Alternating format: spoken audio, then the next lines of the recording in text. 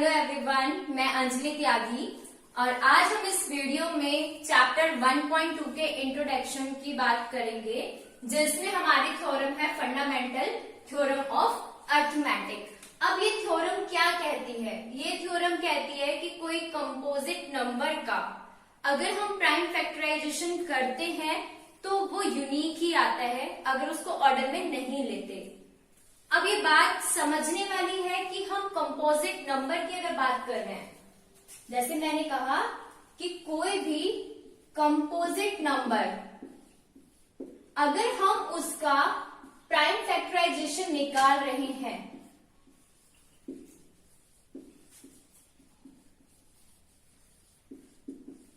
अगर prime factorisation निकाला जा रहा है किसी भी कंपोजिट नंबर का, तो वो हमेशा यूनिक आता है। अगर हम उसके ऑर्डर को इग्नोर करें, इफ इग्नोर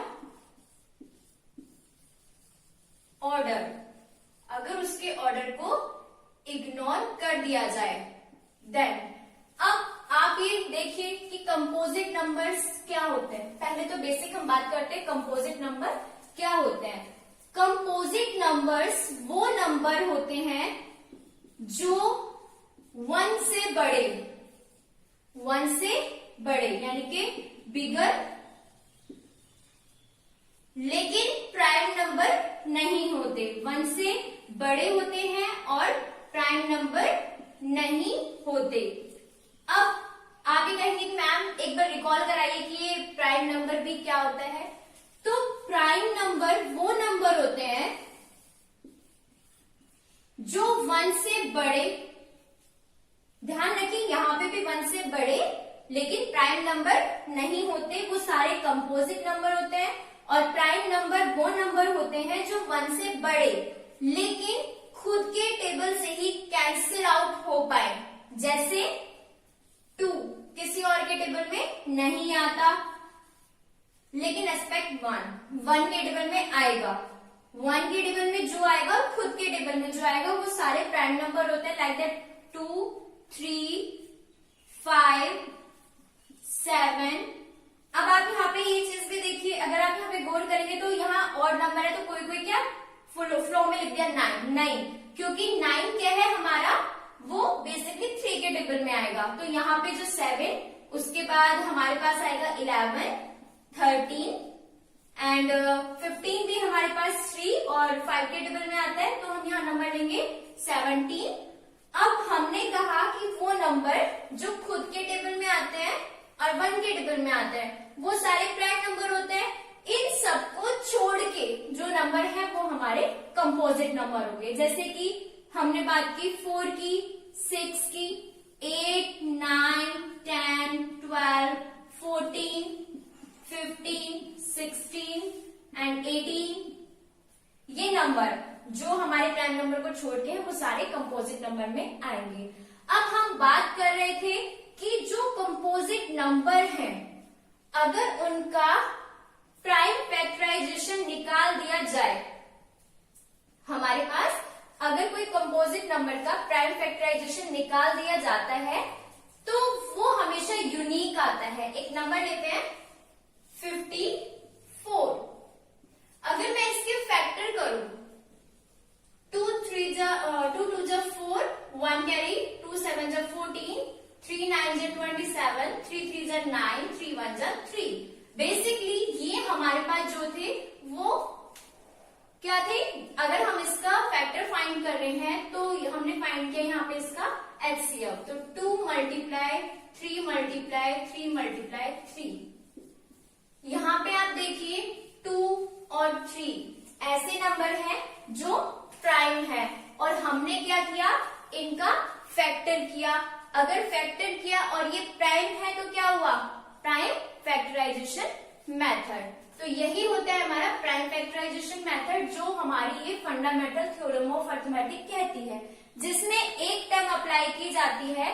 बेसिकली ये तो हमारे पास था कंपोजिट नंबर और प्राइम नंबर के बारे में, बट जो टर्म्स हमारी ये बोलती है, ये कहती है कि दो नंबर का जो प्रोडक्ट होता है, दो नंबर का जो प्रोडक्ट होता है वो हमेशा equal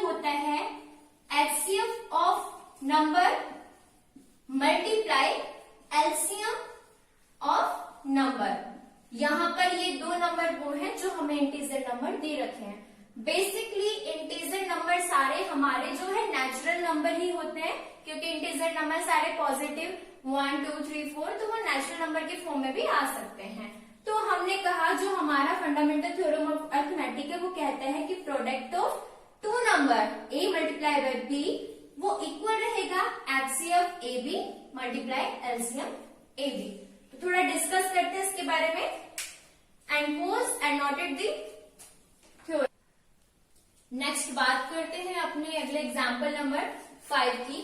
consider the number 4n where n is a natural number. Check whether there is an value of n for which 4n ends with digit 0. कहीं कुछ समझ ही नहीं आया। ओके, यहाँ पे एक हमें नंबर दिया हुआ है 4 की पावर n और n जहां पर हमें दे रखा है कि कोई नेचुरल नंबर है। अब हम बात करते हैं कि n हमारे पास नेचुरल नंबर है, दैट इज 1 2 3 4 5, आप सुन चलेगा, यही नेचुरल नंबर्स होते हैं। हमें चेक करना है कि whether there is any value of n for which 4 की पावर n यानी कि 4n ends with digit 0, कि ये जो टर्म है हमारे पास 4 की पावर n, ये टर्म कौन सी डिजिट पे जाने के बाद, ऐसे हम वैल्यूज रखें तो किस वैल्यू पे जाने के बाद हमें 0 मिल जाए। अब बात करेंगे 4 की पावर n, 4 की पावर n की जगह हमने क्या नेचुरल नंबर रखना है 1 2 3 4, तो ये 4 ही आ जाएगा। 4 4 जा 16 होगा, अगर इसका क्यूब निकालेंगे 4 4 जा 16, 16 4 जा 64 एंड 4 की पावर 4, 4 4 जा 64, 4 4 जा 16, 4 4 जा 16 और 16 जा 256, तो 4 की पावर 4 256। अब क्या ऐसे निकालते रहेंगे लाइफ टाइम? इस पैटर्न को सॉल्व करने के लिए कि किस टर्म पे हमारा एंड्स विद डिजिट 0 होगा, उसके लिए एक फॉर्म है। अगर हम बात करते हैं नॉर्मल एटलीस्ट, मतलब कम से कम अगर हमारे पास नंबर आता है, ये जिस भी टर्म की हम बात कर रहे हैं हमें 0 फाइंड करना है, तो eight only 1 digit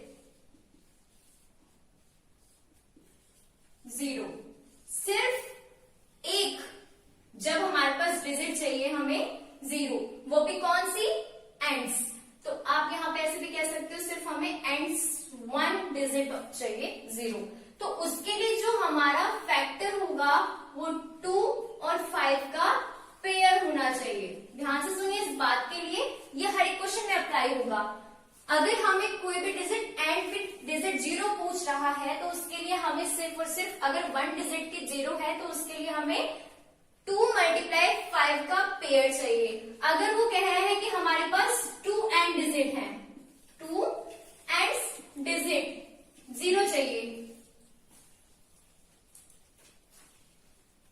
2 ends digit 0 चाहिए, तो हमें क्या होना चाहिए? बेसिकली जो हमारा पेयर है 2 का स्क्वायर एंड 5 का स्क्वायर, इन दोनों का हमें पेयर चाहिए।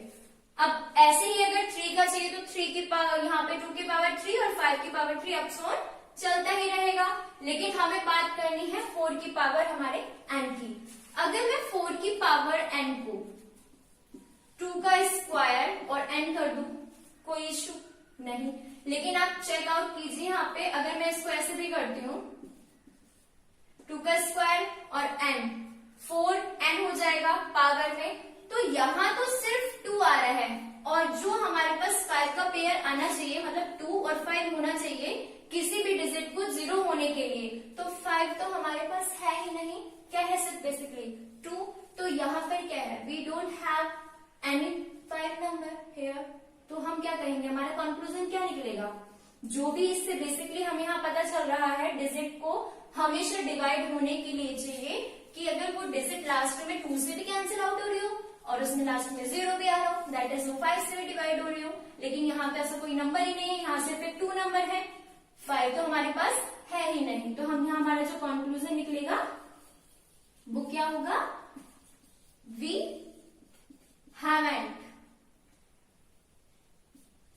हमारे पास 5 नहीं है, तो बेसिकली हम कहेंगे कि कोई भी ऐसा नंबर नहीं है whether that there is no any value of n for which 4n ends with digit 0.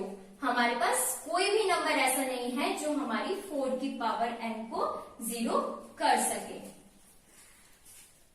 So please pause the video and note down. Next example number 6. Find the LCM and HCF of 6 and 20 by the prime factorization method. अभी हमने पीछे बात की थी prime factorisation method की, जो आज से लोअर क्लासेस में हम करते ही आए हैं. देखो हम वही फाइंड करेंगे LCM और HCF. अगर मैं बात करूं LCM की, तो बेसिकली हमें पता है कि LCM एक साथ फाइंड होता है 6 और 20. तो 2 3 जा 6, 2 1 जा 2 0, फिर 2 से कैंसिल आउट हो सकता है, लेकिन 3 नहीं कैंसिल आउट होगा, तो 3 ऐसे 2 5 जा 10, 3 1 जा 3 एंड 5 1 जा 5. बेसिकली हमारे पास LCM. अब हम बात करते हैं HCF की. तो HCF हमारे पास 6 एंड 20. 2 3 जा 6, 3 1 जा 3, 2 1 जा 2 0 0, 2 5 जा 10, 5 1 जा 5. अब डिफरेंस क्या होता है LCM और HCF में?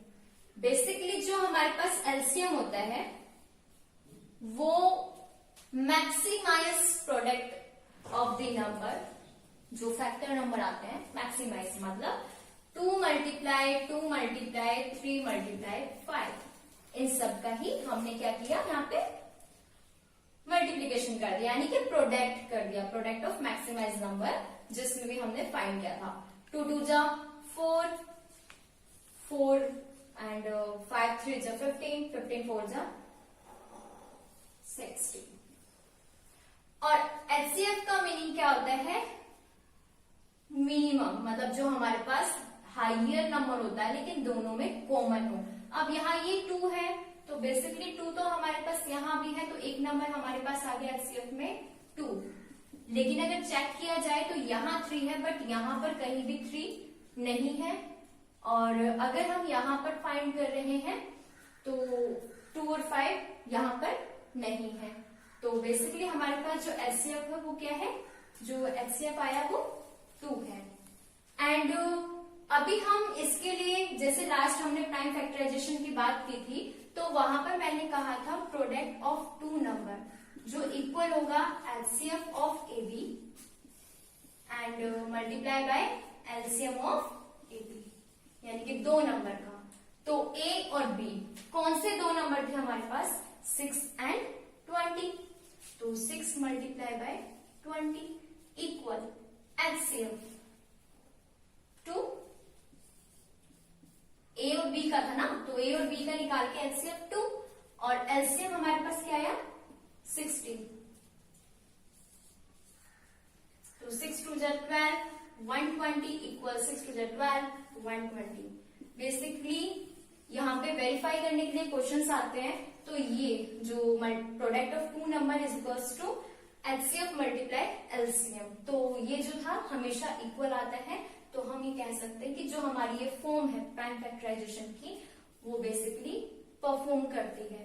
बट अगर हम बात करते हैं, यहाँ पे मैं नॉर्मल से एक एग्जांपल आपको एक रिमार्क समझा देती हूँ. अगर हमारे पास यहाँ 3 नंबर होते हैं A multiply B multiply C, तो उनका जो HCF होता है, मतलब यहाँ पर A, B, C multiply by LCM A, B, C, ये कभी भी एक दूसरे के इक्वल नहीं आता. तो please pause the video and note down. बात करते हैं अपने नेक्स्ट क्वेश्चन की, एग्जांपल नंबर 7, जिसमें बेसिकली हमें प्राइम फैक्टराइजेशन मेथड से ही फाइंड करना है उसको. और हमें यहाँ पे दिया हुआ है find the HCF of 96 and 404, मतलब इन दोनों का हमें फाइंड करना है HCF, एंड देन उसके बाद हमें निकालना है इसका LCM. कौन से मेथड से? प्राइम फैक्टराइजेशन मेथड से. तो हम सॉल्व करते हैं इसको. सबसे पहले तो बेसिक हम इसका HCF भी फाइंड कर लेते हैं. HCF किसका फाइंड करेंगे? 96 और 404 का. तो अभी मैंने लास्ट क्वेश्चन में बताया था इससे पहले कि जो हमारा HCF फाइंड होता है वो अगर 2 नंबर हो या 3 नंबर हो, 3 डिजिट हो या 2 डिजिट हो, हम उसको अलग अलग ही डिफाइन करते हैं, सॉल्व करते हैं। तो इसको कैंसिल करते हैं, 2 4 जा 8, 1 कैरी, 2 8 जा 16 एंड 2 2 जा 4, 2 4 जा 8, 2 1 जा 2, 2 2 जा 4, 2 6 जा 12, 2 3 जा 6, 3 1 जा 3। इसको कैंसिल करते हैं, 2 2 जा 4, 0 2 2 जा 4, 2 1 जा 2, 0 2 1 जा 2। एंड अब कोई एक ऐसा टेबल देखते हैं जो 101 के नंबर को पूरा कैंसिल कर पाए। तो 2 के टेबल में तो आएगा नहीं, 2 5 जा 10, 1 रह जाएगा। 3 से कट करते तो 3 3 जा 9, 11 नहीं आता। 4 से 4 2 जा 8 तो 21 नहीं आता। तो बेसिकली ऐसा कोई नंबर नहीं है जो इनको पूरा पूरा कैंसिल आउट कर पाए। तो हम क्या करेंगे, 101 जा 100 सीधा सीधा कैंसिल आउट। अब हमें यहाँ फाइंड करना था HCF। इसका मतलब है हाईएस्ट रो, ऐसा फैक्टर जो हाईएस्ट रो और दोनों में कॉमन भी हो। तो बेसिकली यहाँ पे 2 तो हमारे पास है, यहाँ पर ये 2 है तो ये 2 है। अगर ऐसे कहें 96 इक्वल 1 2 3 4 5, 1 2 3 4 5 एंड मल्टीप्लाई 3। और 404 के लिए निकालें फैक्टर्स जो भी है इसके, 2 मल्टीप्लाई 101। तो हमें दोनों में क्या चाहिए, दोनों में कॉमन। यहाँ पर 2 है, यहाँ पर भी है, दोनों में कॉमन है और हाईएस्ट भी है, क्योंकि इसके अलावा कोई ऐसे नंबर नहीं जो मैच हो रहे हो।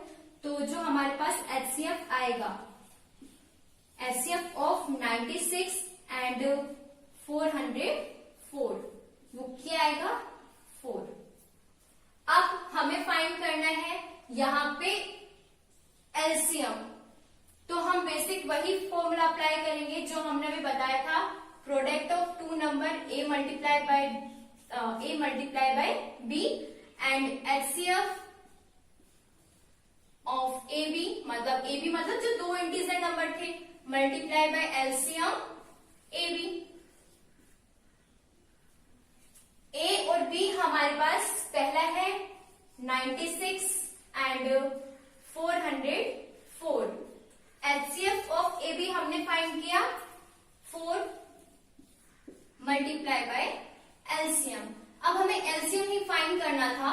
तो बेसिक जो हमारे पास मल्टीप्लिकेशन में होता है, नेक्स्ट टर्म में वो क्या हो जाता है, डिवाइड में आ जाता है। ये तो हम स्टार्टिंग से पढ़ते ही हुए आए हैं, तो यही हम यहाँ पे फॉर्म अप्लाई करेंगे।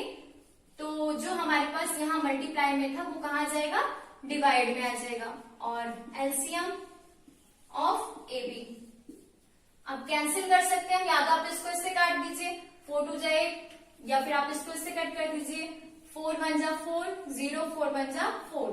तो 96 multiply by 101 LCM of AB। अब आपकी छोटी क्लास तो नहीं है कि आप 96 से इसको मल्टीप्लिकेशन करोगे, तो मैं इसको अगर ऐसे फॉर्म में लिख सकती हूँ, 100 प्लस 1। अगर ऐड करेंगे तो 101 ही आएगा। बेसिक 96 की अगर 100 से मल्टीप्लाई करते हैं तो 96 100, 96 1 जा 96, और अगर दोनों को ऐड किया तो 96 96। तो ये हमारा फाइनल क्या आ गया। आप ऐसे नहीं करेंगे, आप इसको पूरा फॉर्म में लिखेंगे, LCM ऑफ AB। तो हमारे पास हमें जो फाइंड करना था, hence proved। Please pause the video and note down the answer। आते हैं अपने लास्ट एग्जाम्पल पे, एग्जाम्पल नंबर 8। अब यहाँ पे क्वेश्चन है, find the HCF and LCM of 6 and 72 and 120 using the prime factorisation method. Again वही प्रोसेस अप्लाई करनी है हमें। तो हम सबसे पहले इसमें HCF और LCM फाइंड करेंगे, और बेसिकली इसमें हमें बताना है, जो मैंने लास्ट क्वेश्चन में आपको बताया था कि 3 नंबर का जो फैक्टराइजेशन होता है वो इक्वल नहीं होता है हमारे LCM और HCF के प्रोडक्ट ऑफ नंबर से। तो हम यहाँ पे वही फाइंड करेंगे।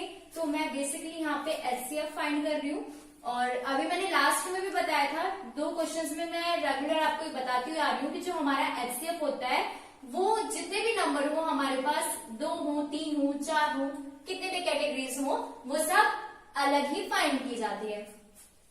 2 3 जा 6, 3 1 जा 3, 2 3 जा 6, 1 कैरी 2 6 जा 12, 2 1 जा 2, 2 8 जा 16, 2 9 जा 18, 3 3 जा 9 and 3 1 जा 3, 2 6 जा 12, 0 का 0 and 2 3 जा 6 0, 2 1 जा 2, 2 5 जा 10, 3 5 जा 15 and 5 1 जा 5।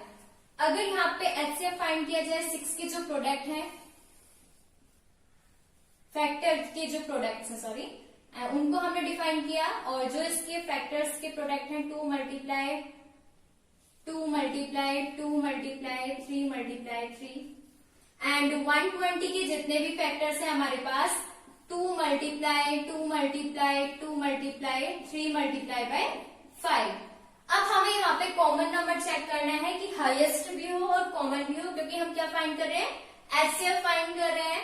एंड यहाँ पे हमारे पास 2 नंबर ऐसे हैं, सेकंड मतलब 2 नंबर ऐसा है कि जो हमारे पास तीनों में कॉमन है, और चेक करते हैं कि 1/3 यहाँ पर है, 3 यहाँ पर भी है और 3 हमारे पास यहाँ पर भी है, तो एक नंबर हमारे पास हो जाएगा 3, दैट इज 6।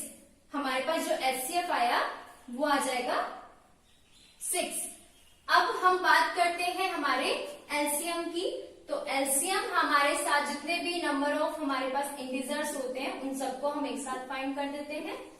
तो 2 3 जा 6, 2 3 जा 6, 2 6 जा 12 एंड 2 6 जा 12 0।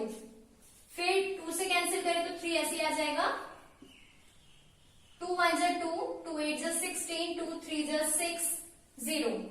अब कैंसिल आउट 3 से करते हैं डायरेक्ट, यहां पे चेक करते हैं, 3 1 जा 3, 3 6 जा 18, 3 10 जा 30,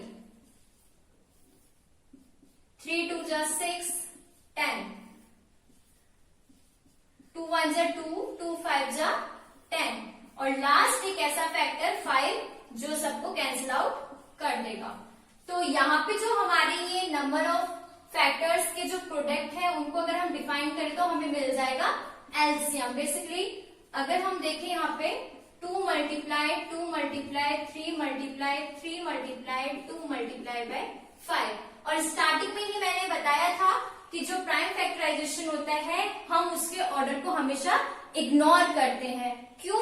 क्योंकि अब क्लास में अगर 60 स्टूडेंट है, अगर मैं उनको फैक्टर निकालने के लिए दूं तो बेसिकली मैंने यहाँ हैंडल किया था 3 को, तो हो सकता है कि स्टूडेंट क्या करे, 2 से डिवाइड कर सकते हैं, फिर यहाँ पे 15 आ जाएगा, यहाँ पे 9 आ जाएगा, वो तो उनके सॉल्व करने के ऊपर है। तो हम यहाँ पर हमेशा ऑर्डर को नेग्लेक्ट करते हैं, सिर्फ हम उसके जो सॉल्यूशन देखते हैं वो यूनिक सॉल्यूशन आता है उसे ही चेक किया जाता है। अब मल्टीप्लीकेशन देखते हैं, 2 2 जा 4, 4 3 जा 12, 12 3 जा 36, मल्टीप्लाई 5 2 जा 10, अगर सॉल्व किया जाए तो 360।